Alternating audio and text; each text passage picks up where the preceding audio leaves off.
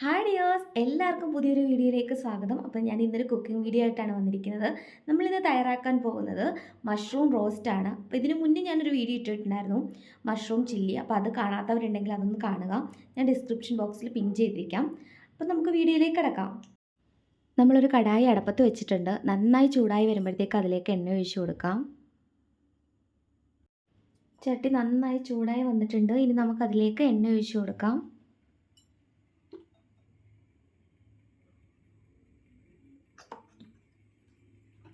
ഇനി ഇതിലേക്ക് നമുക്ക് 2 ഏലക്ക ഇട്ട് കൊടുക്കാം.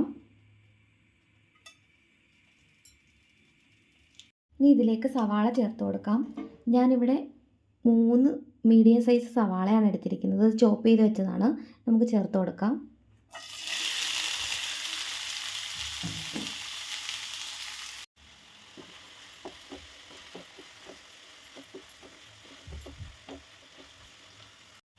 ഇതിലേക്ക് 1/2 ടീസ്പൂൺ ഉപ്പ് കൂടി ചേർത്ത് കൊടുക്കാം.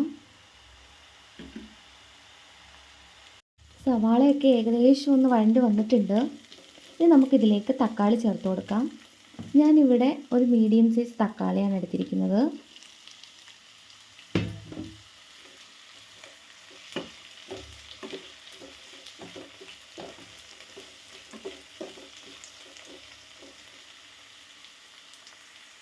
ഇനി ഇതിലേക്ക് 1 സ്പൂൺ ഇഞ്ചി വെളുത്തുള്ളി പേസ്റ്റ് കൂടി ചേർത്ത് കൊടുക്കാം.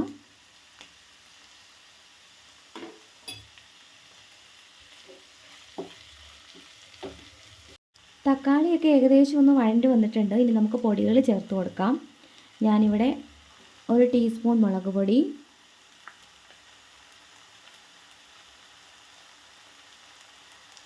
1/2 ടീസ്പൂൺ കുരുമുളക് പൊടി,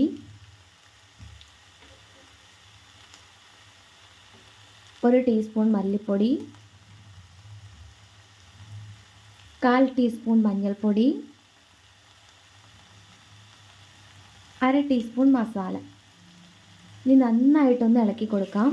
പൊടികളുടെ പച്ച മണമൊക്കെ ഒന്ന് മാറണം.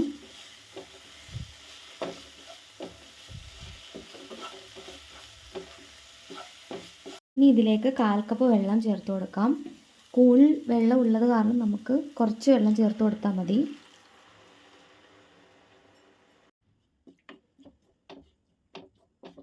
ഗ്രേവി നല്ലതുപോലെ തിളച്ച് വന്നിട്ടുണ്ട്. ഇനി നമുക്കിതിലേക്ക് മഷ്റൂം ചേർത്ത് കൊടുക്കാം. ഞാനിവിടെ 200 ഗ്രാം മഷ്റൂമാണ് എടുത്തിരിക്കുന്നത്.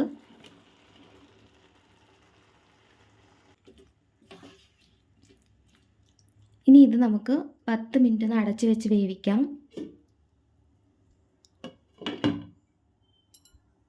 നമുക്ക് തുറന്ന് നോക്കാം. മഷ്റൂമിൽ നിന്ന് തന്നെ വെള്ളം എല്ലാം ഇറങ്ങിയിട്ടുണ്ട്.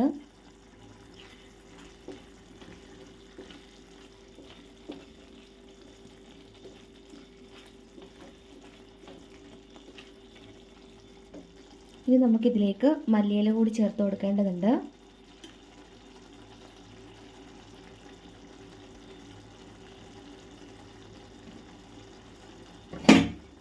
അപ്പോൾ നമ്മുടെ മഷ്റൂം റോസ്റ്റ് ഇവിടെ റെഡി ആയിട്ടിരിക്കുകയാണ്. അപ്പോൾ നമുക്ക് തീ ഓഫ് ചെയ്യാം. ഇതാണ് നമ്മുടെ മഷ്റൂം റോസ്റ്റിൻ്റെ ഫൈനൽ ലുക്ക്. അപ്പോൾ എല്ലാവരും വീട്ടിൽ ട്രൈ ചെയ്ത് നോക്കുക. നിങ്ങളുടെ അഭിപ്രായങ്ങൾ കമൻറ്റ് ബോക്സിൽ രേഖപ്പെടുത്തുക. പുതിയതായിട്ട് ഈ വീഡിയോസ് ആരെങ്കിലും കാണുന്നവരുണ്ടെങ്കിൽ ലൈക്ക് ചെയ്യുക, കമൻറ്റ് ചെയ്യുക, ഷെയർ ചെയ്യുക ആൻഡ് സബ്സ്ക്രൈബ് ചെയ്യുക. അപ്പോൾ താങ്ക് യു ഫോർ വാച്ചിങ്. അപ്പോൾ നെക്സ്റ്റ് വീഡിയോ ആയിട്ട് ഞാൻ വരുന്നതായിരിക്കും. Bye bye, take care.